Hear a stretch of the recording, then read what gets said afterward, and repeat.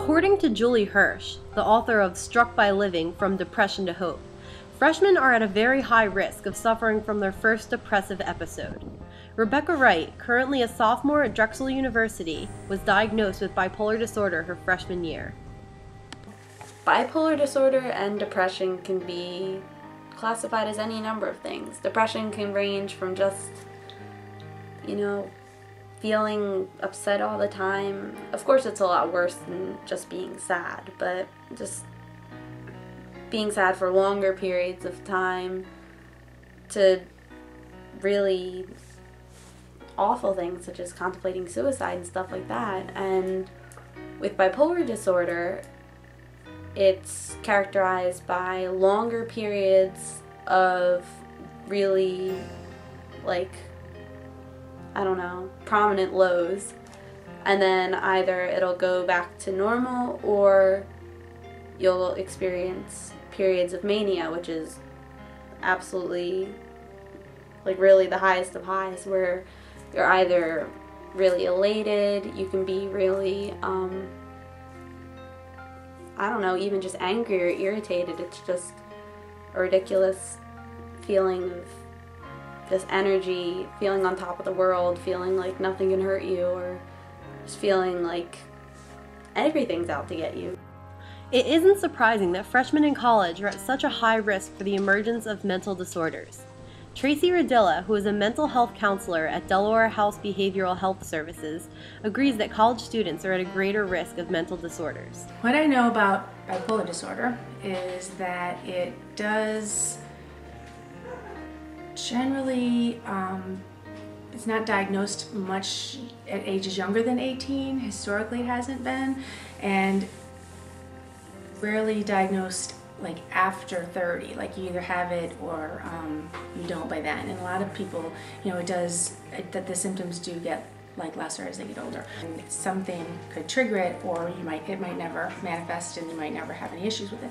So college is definitely one example of something that would be a traumatic event to trigger it. And obviously there's trauma and other things, life events, whatnot.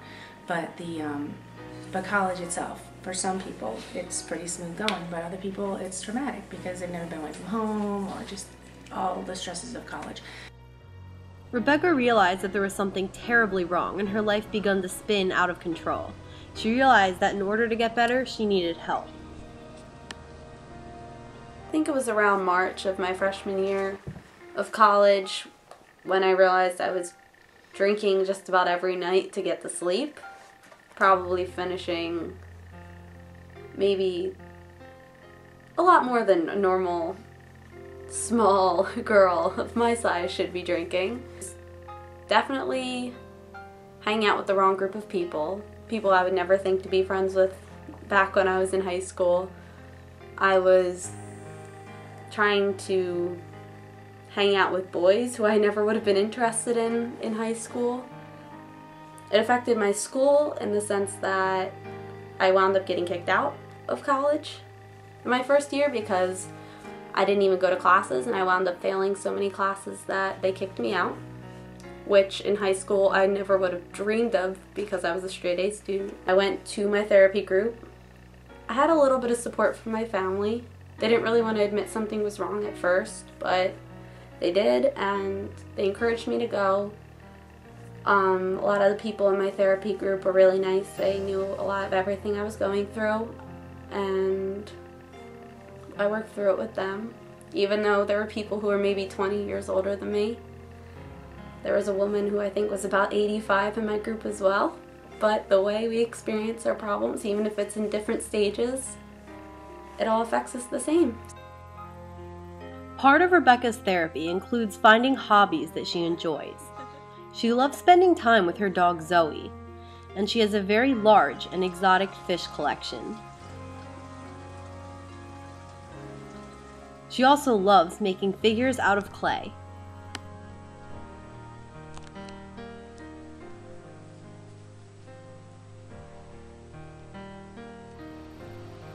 Now, after receiving therapy and starting medication, Rebecca's life is back on track. Even though she still has these disorders, she knows how to control them. She has a job at Cold Stone Creamery that she loves, is getting straight A's in school, and has a great relationship with her friends and family. And today, I'm happy that I took the steps that I took to not get rid of it, but get it under control.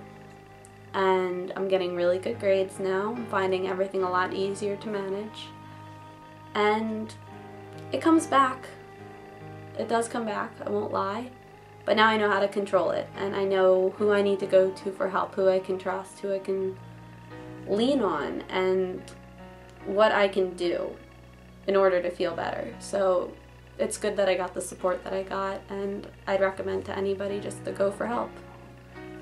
It works.